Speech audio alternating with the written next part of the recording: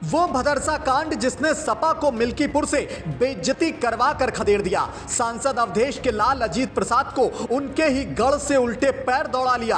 अवधेश का ओ मेरी मैया करके रोना धोना भी काम ना आया। उसी भदरसा कांड का सिला है कि राम नाम बोलने से मना करने वाले अवधेश ने भले ही चुनाव आते ही पब्लिक को मूर्ख बनाने के लिए हे राम करना शुरू कर दिया हो, ये कवायद भी उनकी नाकाम ही हो गई। मिल्कीपुर क्या, अभी विधानसभा चुनाव हो जाए तो बचे कुचे विधायक भी बोरिया बिस्तर समेट कर घर बैठ जाएंगे। ये सब इसी भदरसा कांड की वजह से है। सपाइयों के दामन में ऐसा काला दाग लग गया है जो शायद कभी मिटाए ना मिटे।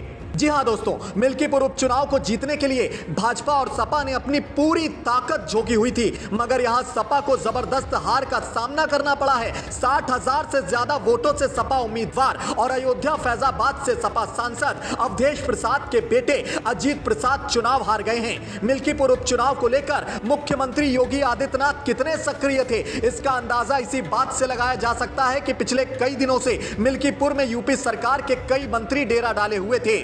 मिल्कीपुर में भाजपा का परचम लहराना सीएम योगी के लिए काफी महत्वपूर्ण भी था। दरअसल मिल्कीपुर के बहाने भाजपा ने साल 2024 में सपा से अयोध्या में मिली हार का करारा बदला भी ले लिया है। अब आपके जहन में यह सवाल जरूर होगा कि आखिर भाजपा ने ऐसा क्या जादू कर दिया, ऐसी कौन सी जादू की छड़ी घुमा दी कि मिल्कीपुर में इतनी बड़ी जीत पा ली, और कैसे अखिलेश की सारी रणनीतियां फेल हो गई, अवधेश का फर्जी रोना धोना भी काम ना आया। तो आपको बता दें कि मिल्कीपुर में भाजपा के लिए भगवा और भदरसा दो ऐसे मुद्दे थे जिसने सीएम योगी ने मुखर तौर पर उठाया और संगठन ने घर घर तक पहुंचा के दिखा दिया। भगवा मतलब हिंदुत्व का मुद्दा। लोकसभा में फैजाबाद अयोध्या में हार भाजपा के लिए एक इमोशनल मुद्दा बन गया था। फैजाबाद की हार को अखिलेश यादव ने पूरे जोर शोर से उठाया था और ऐसा लगा मानो एक हार ने भाजपा की चूल्हे हिलाकर रख दी, जिसे सीएम योगी ने चैलेंज के तौर पर लिया था। दूसरी तरफ भदरसा कांड को भी भाजपा ने मुखर तरीके से उठाया। इसके जरिए भाजपा नेता सपा के मुस्लिम तुष्टीकरण पर हमला करते रहे। भदरसा कांड का सीधा मतलब वो सामूहिक बलात्कार केस था जिसमें सपा सांसद अवधेश प्रसाद का बेहद करीबी मोहिद खान एक नाबालिग अति पिछड़ी बिरादरी की लड़की के साथ अपने साथियों के साथ बारी बारी से हवस का शिकार बनाने का आरोपी था। इस चुनाव में मुख्यमंत्री योगी आदित्यनाथ समाजवादी पार्टी के मुस्लिम तुष्टीकरण पर लगातार हमलावर रहे। अवधेश प्रसाद के बेटे अजीत प्रसाद के सामने बीजेपी ने चंद्रभानु पासवान को उतार दिया। दोनों ही एक ही समाज से आते थे।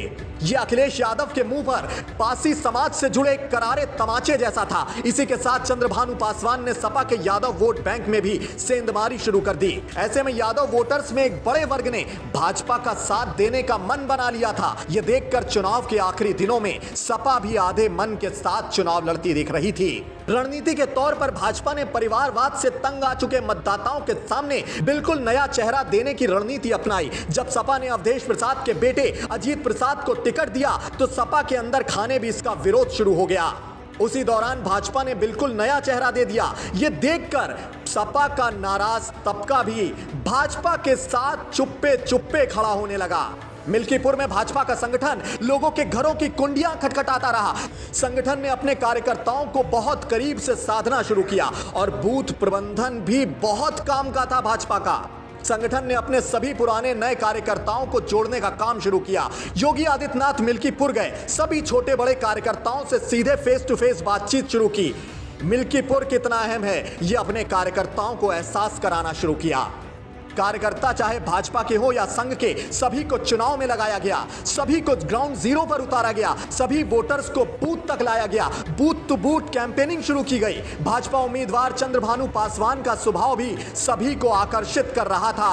चंद्रभानु हर वर्ग और समाज से मिलते रहे और हर किसी बड़े का पांव छूकर आशीर्वाद लेते रहे। इससे कार्यकर्ताओं में एक नई ऊर्जा जागी और लोगों के मन में एक सकारात्मक माहौल भी लगातार बन रहा था।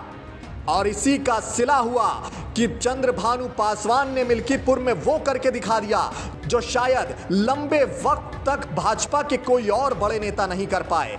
वैसे तो इसका सीधा श्रेय सीएम योगी आदित्यनाथ और चंद्रभानु पासवान को ही दिया जा रहा है, लेकिन दोस्तों आपका पर्सनल व्यू पॉइंट क्या है? मिल्कीपुर की इस क्रांतिकारी जीत का श्रेय किसे जाता है और क्या बीजेपी के लिए ये 27 के चुनावों का शुभ संकेत है? अपनी कीमती राय आप कमेंट बॉक्स के जरिए हम तक जरूर पहुंचाएं। साथ ही निष्पक्ष और राष्ट्रवादी पत्रकारिता जीवित रखने के लिए हमें सपोर्ट करें। हमारे channel VK news Uttar Pradesh को लाइक, सब्सक्राइब और शेयर लगातार करते रहें। वीडियो के अंत तक बने रहने के लिए शुक्रिया। नमस्कार।